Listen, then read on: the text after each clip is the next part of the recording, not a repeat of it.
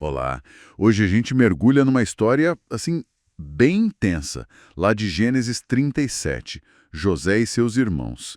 É um daqueles relatos clássicos, né, sobre favoritismo, ciúme e como isso tudo explode. Para guiar a nossa conversa, a gente está usando o comentário Manão Online e o comentário bíblico Adventista. A ideia é entender onde o conflito começou, os momentos-chave e o que a gente pode tirar disso tudo. Bora lá desvendar isso? Exatamente. E o ponto de partida é a família de Jacó, que depois vira Israel, né? E a tensão já tá ali, logo de cara. José era o filho da esposa amada Raquel e nasceu na velhice do pai. Então, ele recebia um casamento especial.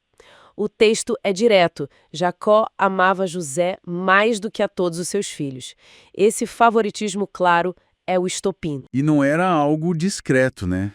Jacó fazia questão de mostrar. E o grande símbolo disso é aquela túnica famosa, de mangas compridas ou de várias cores, depende da tradução.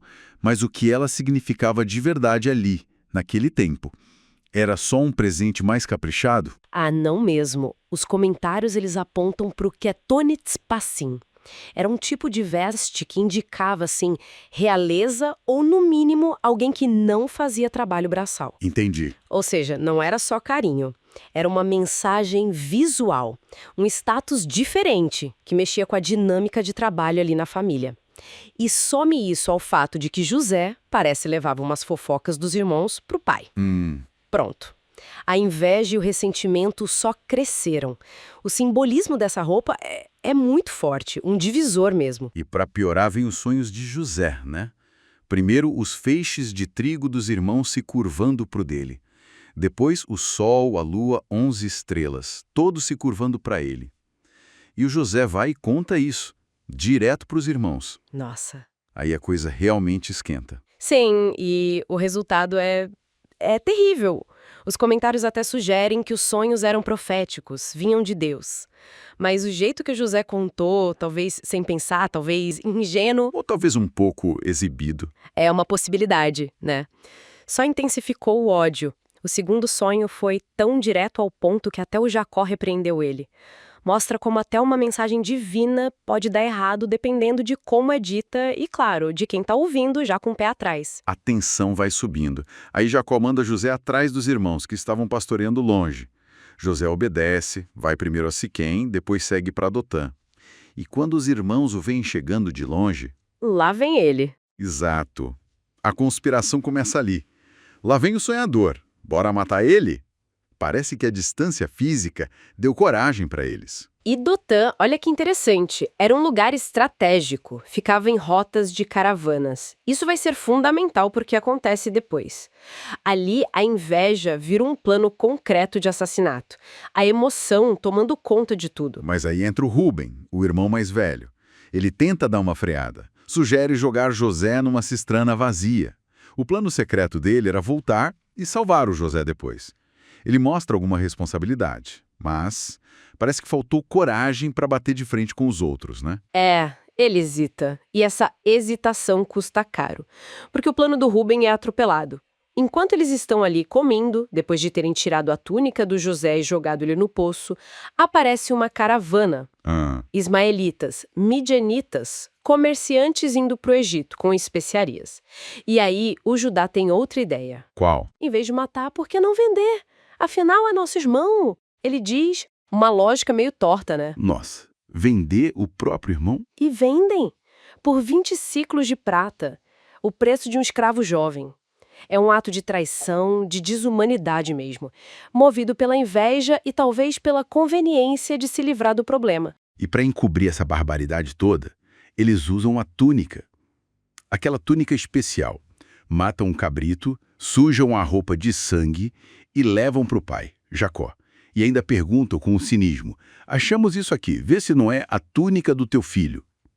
É muito cruel. A dor do Jacó é descrita de forma muito forte. Ele reconhece a túnica na hora, rasga as roupas, se veste de pano de saco, entra num luto profundo, recusa qualquer consolo, diz que ia levar aquela dor para o resto da vida, até a morte. A mentira deles causa uma ferida que parece incurável. E o José? Onde ele vai parar nessa história toda nesse momento? Ele é levado para o Egito e lá é vendido para Potifar, um oficial do faraó, chefe da guarda. Uma reviravolta completa na vida dele. De filho favorito a escravo no Egito. Exato. E aqui os comentários faziam um contraste interessante. O destino terrível de José, mas também o caráter dele que começa a se mostrar. A obediência inicial ao pai, a resiliência que ele vai ter que desenvolver, isso tudo se opõe muito às ações dos irmãos, né? Que foram movidas por inveja, por traição. Então, resumindo um pouco o que a gente viu, que lições ficam mais fortes aqui? Primeiro, acho, o poder destrutivo do favoritismo dentro da família, como isso cria brechas, né? Sim, e como a inveja pode crescer. Se não for controlada, ela escala para níveis terríveis, até desumanizar o outro. E a comunicação? Mesmo tendo algo importante para dizer, como sonhos talvez fossem, o jeito de comunicar importa muito. Precisa de sabedoria, de sensibilidade. Com certeza.